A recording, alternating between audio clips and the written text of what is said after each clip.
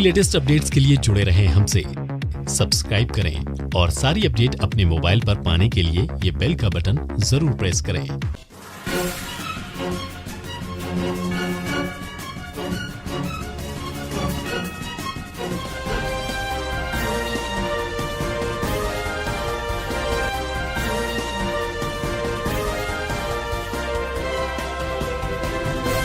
नमस्कार, आप देख रहे हैं इंडिया लाइव न्यूज और मैं हूं आपके साथ मुकेश शाही। आइए अब नजर डालते हैं प्रमुख समाचारों पर। एक बार अगर हमारे रामगिरी महाराज के तरफ गांडू ना समजलं पाहिजे ना, नहीं तो बोलतील ये तो मराठी में बोल के गया, मेरे को कुछ समझा ही नहीं, इसलिए तेरे को जो भाषा में समझता है ना वो भाषा में धमकी देके जा रहा हूँ। हमारे रामगिरी महाराज के खिलाफ अगर कुछ भी मस्ती तुम लोग ने किसने भी की तो तुम्हारे मस्जिदों के अंदर आके चुन चुन के मारेंगे, इतना ध्यान में रखो। नमस्कार, मैं हाजी अराफात शेख, भारतीय जनता पार्टी का एक पदाधिकारी। मैं महाराष्ट्र के मुख्यमंत्री जी एकनाथ शिंदे जी, महाराष्ट्र के उप मुख्यमंत्री हमारे नेता देवेंद्र फडणवीस जी से एक बात कहने के लिए मुखातिब हूं। मैं देवेंद्र जी आपसे पूछना चाहता हूं कि जिस तरीके से नीतीश राणे कुछ महीनों से मुस्लिम समाज के बारे में, मुस्लिम अल्पसंख्याकों के बारे में, अब तो हमारे पैगंबर के बारे में जिस तरीके से बातें करना शुरू की, कुछ दिनों पहले उन्होंने कहा नगर में कि मस्जिदों में घुस घुस के मारेंगे। अभी हम मस्जिदों में जब जाते हैं तो लोग हमारी तरफ देखते हैं कि हाजी अराफात शेख आ रहा है, भारतीय जनता पार्टी का एक पदाधिकारी आ रहा है, इसके पीछे नीतीश राणे तो नहीं आ रहा है। हमारे पास जवाब नहीं है। मैं समझ नहीं सकता हूं ये कौन सा हिंदुत्व बताने की कोशिश कर रहे हैं, ये कौन सा हिंदुत्व समझाने की कोशिश कर रहे हैं। मैं भी मेरी जिंदगी हिंदुओं के साथ में रही, मेरा जीवन 25 साल, मेरे कई हजारों दोस्त हिंदुत्व है, कई हजारों दोस्त मेरे हिंदू है। मैं उनके दिवाली में जाता हूं, वो मेरे वहां रमजान में आते, मैं उनका सत्यनारायण की पूजा में जाता हूं, वो मेरे वहां बकरीद में आते हैं।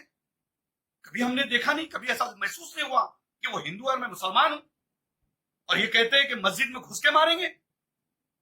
ये कहां का इंसाफ है, ये कहां की बात है, ये कौन सा हिंदुत्व है। मुझे लगता है कि नीतीश राणे को हिंदुत्व समझाना पड़ेगा, हिंदुत्व बताना पड़ेगा, इसको श्री राम का हिंदुत्व समझाना पड़ेगा, बाबा साहब अंबेडकर का हिंदुत्व समझाना पड़ेगा, माननीय बाला साहब ठाकरे का हिंदुत्व समझाना पड़ेगा।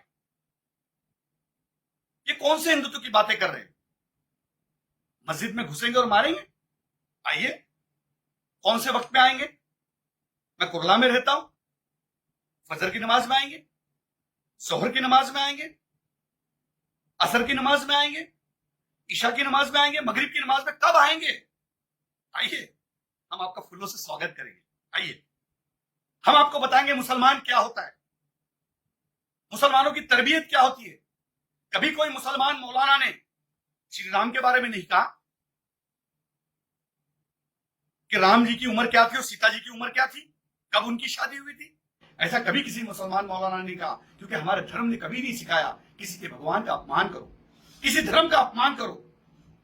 ये कौन सा हिंदुत्व की बातें कर रहे, किस तरीके की बातें कर रहे। जब वो बोल रहे थे तो मैं देख रहा था कि उनसे बड़ा माइक था, उनके पैजामे से बड़ी उनकी जबान चल रही थी। छोटे बुल्ली के बच्चे, आपको समझना पड़ेगा, बटले डेनी, आपकी बकरी ऐसी आवाज, और आप कहते हैं कि मैं हिंदुओं का गब्बर हूं। आप हिंदुओं के गब्बर नहीं, हिंदुओं के गोबर हो। गोबर भी बहुत बड़ी बात है, आप गू तो हो, आप गोबर नहीं गू हो। जिस तरीके की भाषा आप कर रहे हो, अगर गोबर भी बने होते तो अच्छा लगता कि कहीं तो कहीं आंगन में लिपने के काम में आते, लेकिन आप गू हो। आपकी बातें, आपकी जबान, आप जो जिस तरीके से बात कर रहे, तो आप गू जैसी बातें कर रहे। पूरा हिंदुस्तान का मुसलमान और हिंदुस्तान का हिंदू भी आपको इसके बाद बटला डेनी और छोटी बुल्ली का बच्चा कह के पुकारेगा। इस तरीके की भाषा ना करो। आप क्यों कर रहे हो? क्या आपको मंत्री बनना है अगले मंत्रिमंडल में? आपके बाप को दिल्ली में मंत्री बनना है इसलिए कर रहे हो? कितनी आइले कितनी गहले, सबको लगता हमीश पहले ये बीजेपी है साहब, समझना पड़ेगा। आपके भूखने से ये सारी चीजें नहीं होगी। हिंदुस्तान का हिंदू भी समझदार है। मुसलमान जिस तरीके से समझदार है वैसा हिंदू भी समझदार है। मेरे हजारों लाखों दोस्त हिंदू है। मुझे कभी ऐसा महसूस नहीं हुआ किसी घर पे जाते कि मैं किसी हिंदू के घर जा रहा हूं। मैं कभी गणपति में गया तो मुझे कभी ऐसा महसूस नहीं हो कि मैं मुसलमान हूं, इनके वहां गणपति में क्यों जा रहा हूं। क्योंकि हमारे धर्म में सिखाया गया है कि तुम दूसरों के धर्मों की इज्जत करो। यही हमारा पहला सबक है, तुम दूसरों के खुदाओं की इज्जत करो। यही हमारा मजहब सिखाता है। और तुम कहते कि मस्जिद में घुस के मारेंगे। अब जिन साधु ने कहा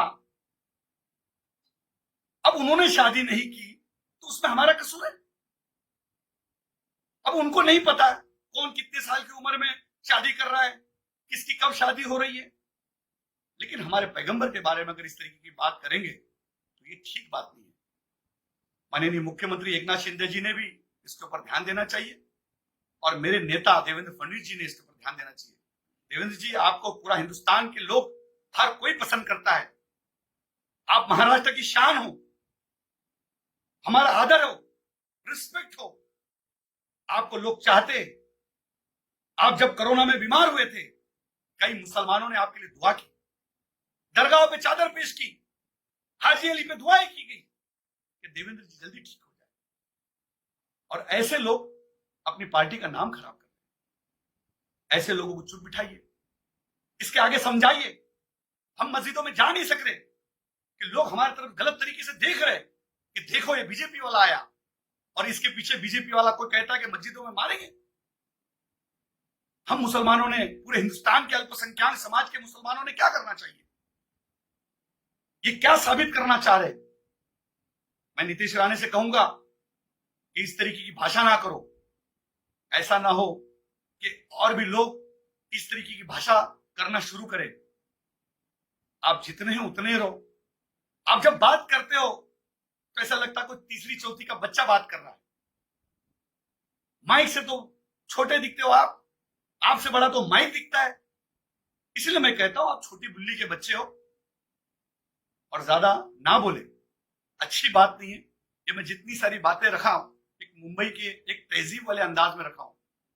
मैं जिस तरीके से हूं, जिस तरीके से मेरी भूमिका है, जिस तरीके से मेरे आंदोलन है, जिस तरीके से मेरा पॉलिटिकल करियर है, अगर मैं उस भाषा में आ गया तो आप कभी भी कोई स्टेज पे बोल नहीं पाओगे। मैं 30 लाख खाटी समाज का अध्यक्ष हूं, ऑल इंडिया सूफी बोर्ड का अध्यक्ष हूं। हजारों पीर मेरे साथ में, लाखों मुसलमानों की दुआ है। अगर इस तरीके की आप भाषा करते रहेंगे तो बहुत सारी बातें हमको भी करना पड़ेगी। आपकी शुरुआत कहां से हुई, आपके पिताजी की शुरुआत कहां से हुई, ये सब बोलने मत लगाओ। इसीलिए मैं कहता हूं कि इसके बाद बस, अब इसके बाद नहीं बोलना। एक भी वर्ड हमारे पैगंबर की गुस्ताखी हम नहीं सहेंगे। मैं इस पार्टी में रह के काम कर रहा हूं, हजारों लोगों को जोड़ रहा हूं, हजारों लोग मेरे साथ मुसलमान जुड़े हुए, और उनका जवाब मेरे पास अगर इस तरीके का होगा तो ये बात ठीक नहीं होगी। उसके बाद पैगंबर की शान में जरा भी गुस्ताखी नहीं चलेगी। ये मैं आपको सामने से बताने आया हूं। आप कहते हैं मैं गब्बर हूं, गब्बर हूं। आप गब्बर नहीं, गोबर हो। और गोबर ने गोबर जैसा रहना चाहिए। आप गू तो हो पर गाय का गू बन जाओ भाई, कुत्ते का गू क्यों बन रहे हो और बदबू फैला रहे हो? ये सब ना करो। मैं एक पार्टी का एक पदाधिकारी नाते आपको समझाने की कोशिश कर रहा हूं। ऐसा ना हो कि और जबान निकले और कोई बातें तहजीब के बाहर चले जाए। इसलिए मैं आपको कह रहा हूं कि इसके बाद बस हो गया। आपने हमारे कौम के खिलाफ बहुत दिनों से बहुत सारी बातें की, हम नहीं चुप रहे, पर पैगंबर की गुस्ताखी हम नहीं सहेंगे। मैं माननीय मुख्यमंत्री जी से कहूंगा, माननीय देवेंद्र जी से कहूंगा और मुंबई के अध्यक्ष मेरे दोस्त आशीष शेलार जी से कहूंगा कि आप इसे समझाइए, लगाम लगाइए। नहीं तो बहुत सारी चीजें लगाम लगाने हमें भी आती है। इतनी बात आपके सामने रखूंगा, बाकी की बात ब्रेक के बाद। जय हिंद, जय महाराष्ट्र, खुदा। इंडिया लाइव न्यूज में खबरों का सिलसिला हुआ खत्म। इजाजत दीजिए, फिर मिलेंगे नई खबरों के साथ। नमस्कार। लेकिन चलते चलते गुजारिश, विनती, अनुरोध, अगर आपके पास कोई समस्या है या फिर कोई घटना घटित हुई है तो स्क्रीन पर दिखाए जा रहे नंबरों पे आप हमें सीधे संपर्क कर सकते हैं। आप हमें ईमेल भी कर सकते हैं। हमारा ईमेल indialivenewschannel@gmail.com। आप हमारे वेबसाइट पर भी लॉगिन कर सकते हैं www.indialivenews.co.in। नमस्कार।